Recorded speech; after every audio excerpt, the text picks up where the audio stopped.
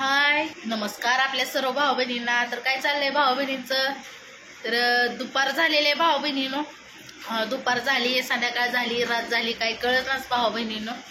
दिवस उगवलाय ते काहीच कळत नाही. पाऊसच चालू आहे, तर आबाळ काही दिसूनच दे नाही, तर कसं काय कळणार आहे आपल्याला किती वाजले तर किती नाही. मी तर तुम्हाला सांगते, मायरूच्या पप्पाची वाट बघत बसली. सकाळी 7ला कामाला गेलेलं ना, आता आले ते 2, 2:30, पावणे 3 वाजता.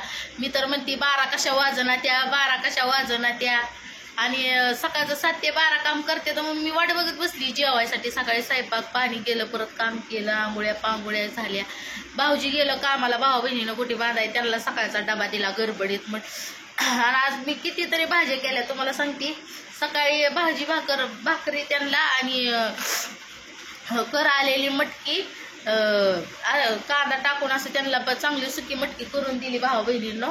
आणि म्हणजे 10 रुपयाचीच होती ना, त्यांच्या डब्यापुरतीच होती. मग ती मी केली, मग ती डबाभर झाली ती मटकी. मग त्यांना दिली, डबाभर मटकी दिली, 2 भाकरी दिल्या भाऊ बहिणींनो. आणि हा इकडं मायरोचा पप्पा येऊन झोपलेला आहे. तर पाऊस तर कंटिन्यू चालू आहे. या पावसाचं काही कळलं नाही, सारखा पाऊस येतोय. आणि मायराचा चाललाय अभ्यास. जेव्हा या किंवा त्याला जेव्हा या म्हणलं तर म्हणते तर मी रानात आणलं होतं वडापाव. हा वडापाव खाल्ले त्या. किती वडापाव खाल्लं काय माहिती, भूक नाही त्यांना.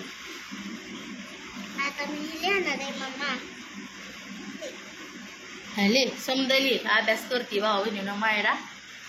तर वाट बघत बसली होती. म्हणल्यानंतर मी काय जेवलीच नव्हती. आता म्हणलं चला जेवावं. सकाळी तिला भाऊजीच्या डब्याला मटकी सुकी करून दिली.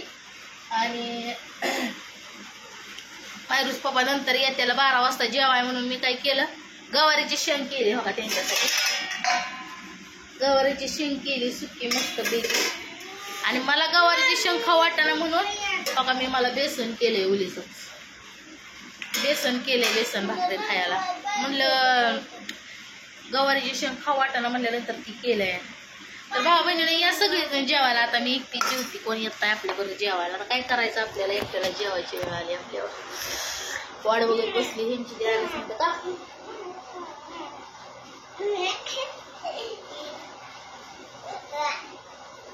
मोठे अभ्यास करणार झाले का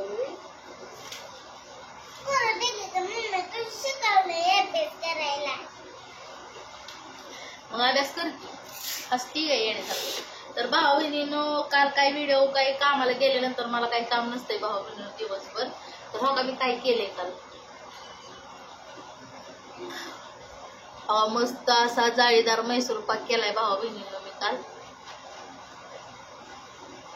एकदम 1 वाटी भाऊ बहिणीने 1 वाटीचं चांगलं पावशेरच्या वर काय म्हणते ते, काय मैसूर पाक झाला होता. त्यातला खाऊ नका एवढंसं राहिलंय काल खाल्लेला, कालपासून खाल्लेला. 2, 4, 5 वाड्या राहिले त्या भाऊ बहिणीने. मायरीनं खाल्ला, मायरूच्या पप्पाने रात्री, भाऊजींना खाल्ला सकाळी रात्री. तर या समजेजण मैसूर पाक खायला.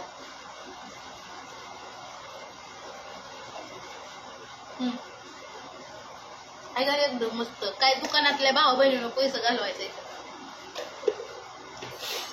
एवढ्या वाटीचं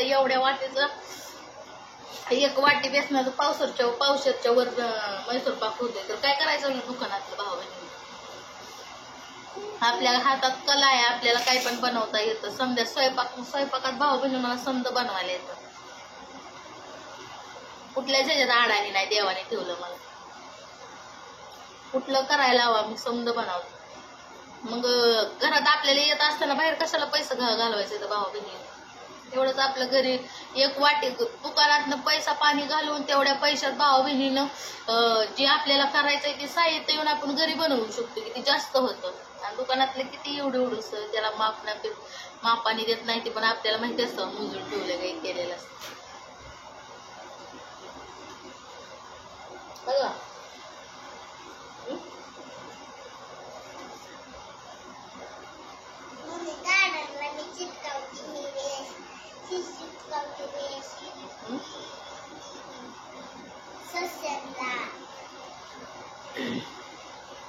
समजा काम झाल्यानंतर भाऊ बहिणीनं मायरू मला म्हणत होती, मायरा म्हणत होती मम्मी मला मैसूर पाक खायचा आहे. म्हणल्यानंतर तिनं म्हणल्यानंतर माझ्या बी डोक्यात आलं, म्हणलं चला एक वाटी बेसनाचा म्हणलं म्हैसूर पाक करू. मस्त असं एखाद्या वेळेस रेसिपी पण दाखवीन भावा बहिणींनी. मग आहे का मध्ये कसा कलर आला याला, टरपूस कलर येतो भावा बहिणीनं मध्ये असं ते करायला टाकले.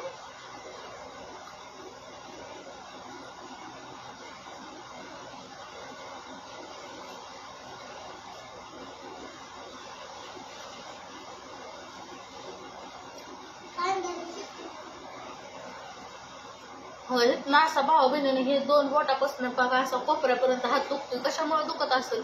अर्धा हात दुखतोय, अर्धा लय दुखतोय. काय करता बी येणार तरी बी तशीच करते भाऊ बहिणीनं स्वयंपाक. भाकरी करते, त्या भाकरी करताना हाताने करावं लागते, मग हातावर नेट पडतंय इथं, लय दुखतोय. तशीच करते भाऊ बहिणीनं भाकरी. आता काय करायचं, मी जर काय केलं हात धरून बसते तरी उपाशी बसते का.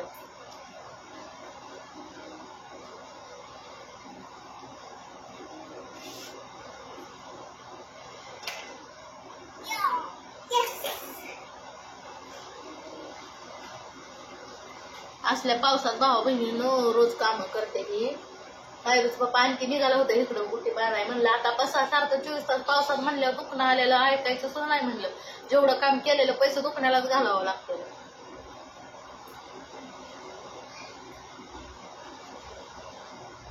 पाऊस काय बंद होत नाही.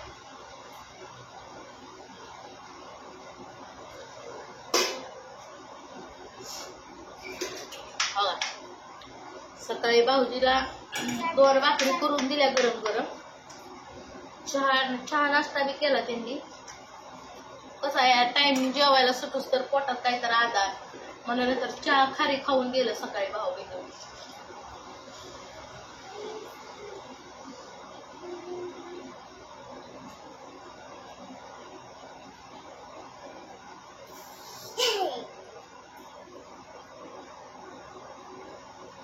नको लिहू काय काय नको लिहू तिथं काय लिहू नको.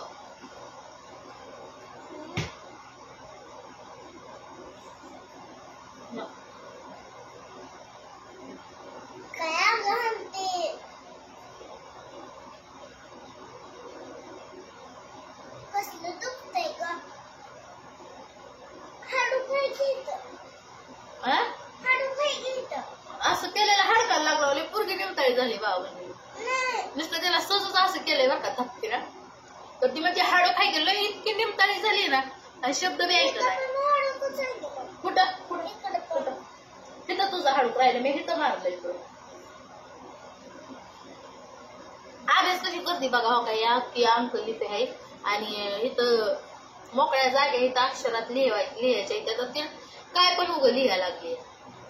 त्या अंक लिपी नीट व्यवस्थित आपली लिहायची तर इथं काय पण लिहायला लागली तर मोकळी जागा दिसेल ते.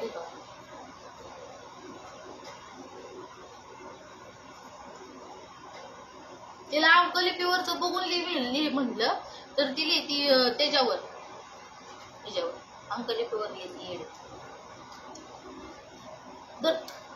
तुला कसं लिहायचं मला जीव त्याच्यावर लिहू नको. वहीवर लिहि नसली तर पाटी पेन्सिल ती तुझी वाट्या निघलं दोन्ही वाट्या ती पिलटा घेऊन ये पहिलं. हळूच उघड हळूच.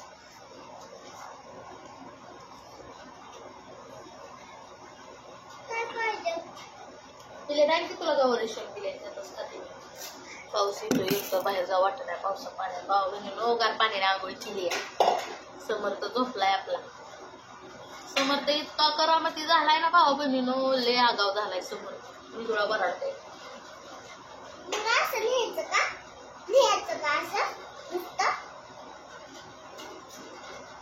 काहीच लिहू नको तो तुझा.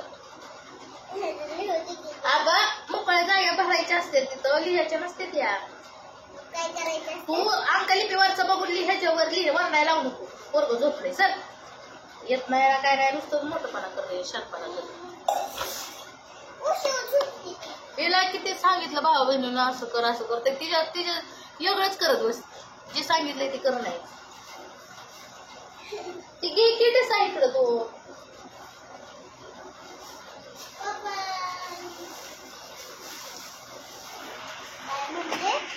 ते सगळीकडं मला जेवण करायचं.